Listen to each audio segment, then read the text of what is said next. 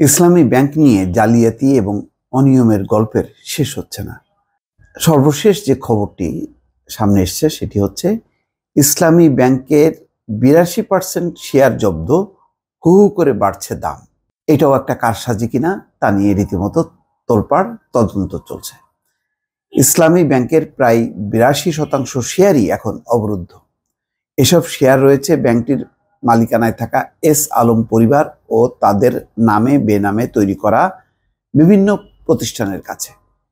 এ কারণে দেশের পুঁজিবাজারে ব্যাংকটির লেনদেনযোগ্য শেয়ারের পরিমাণ কমে গেছে।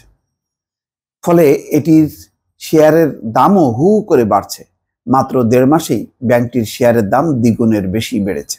এই অবস্থায় পুঁজিবাজার নিয়ন্ত্রক সংস্থা Bangladesh securities and exchange commission গতকাল বুধবার ঢাকা স্টক এক্সচেঞ্জ কর্তৃপক্ষকে ইসলামী ব্যাংকের শেয়ারের অস্বাভাবিক মূল্য বৃদ্ধির কারণ তদন্তের নির্দেশ দিয়েছে। যে কেন বাড়ছে, 82% অবরুদ্ধ, বাকিগুলির দাম বাড়ছে, এটা কি কৃত্রিমভাবে বাড়ানো হচ্ছে কিনা। বিএসইসির নির্দেশনায় বলা হয়েছে, সাম্প্রতিক সময়ে ইসলামী ব্যাংকের শেয়ারের দাম ও লেনদেন অস্বাভাবিকভাবে বেড়েছে, যা খুবই সন্দেহজনক। গত 6ই আগস্ট থেকে গতকাল পর্যন্ত অস্বাভাবিক এই মূল্য বৃদ্ধির ঘটনা ঘটেছে।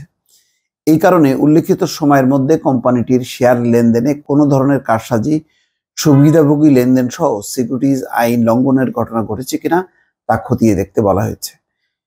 ডিএসইকে 30 কার্যদিবসের মধ্যে প্রতিবেদন দিতে বলা হয়েছে। পাশাপাশি ব্যাংকটির শেয়ারের সন্দেহজনক লেনদেন থেকে বিরত থাকার জন্য ব্রোকারেজ হাউসের প্রধান ও অনুমোদিত প্রতিনিধি বা ট্রেডারদের সতর্ক করতেও ডিএসইকে নির্দেশ দিয়েছে বিএসইসি।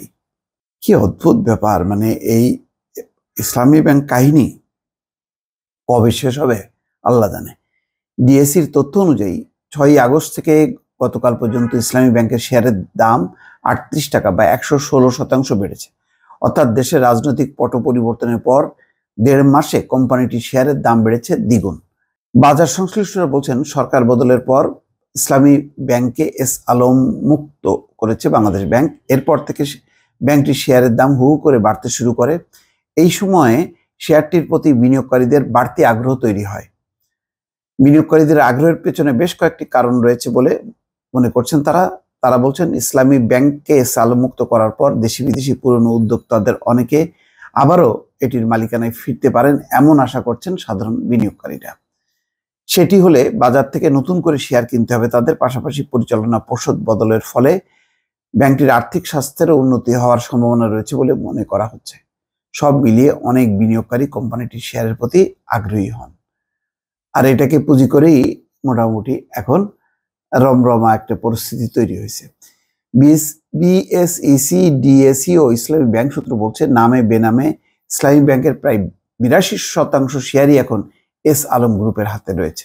এসব প্রতিষ্ঠানের নামে এসব শেয়ার রয়েছে, সেগুলো হচ্ছে GMC builders, ভিটিএ finance, paradise international. মানে নামে বেনামে, কোনটা যে নামে আর কোনটা বেনামে এগুলি বলা মুশকিল। এসব প্রতিষ্ঠানের নামে থাকা শেয়ার অবরুদ্ধ করা হয়েছে, ফলে বাজারে লেনদেনযোগ্য শেয়ারের পরিমাণ কমে গেছে এবং তাতে বাড়ছে শেয়ারের দাম। মানে বাকি শেয়ার যেগুলি আছে লেনদেনযোগ্য সেগুলি হু হু করে বাড়ছে, কেন তারা মনে করছে যে ইসলামী ব্যাংক একটা নতুন ব্যবস্থাপনায় যাবে, দেশি বিদেশি উদ্যোক্তারা আবার ফিরে আসবে।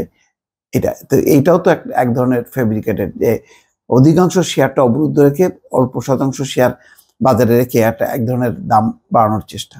তো এই কারণে তদন্ত চলছে যে এর পেছনে কোনো কারসাজি আছে কিনা। দর্শক ভালো থাকবেন, আল্লাহ হাফেজ।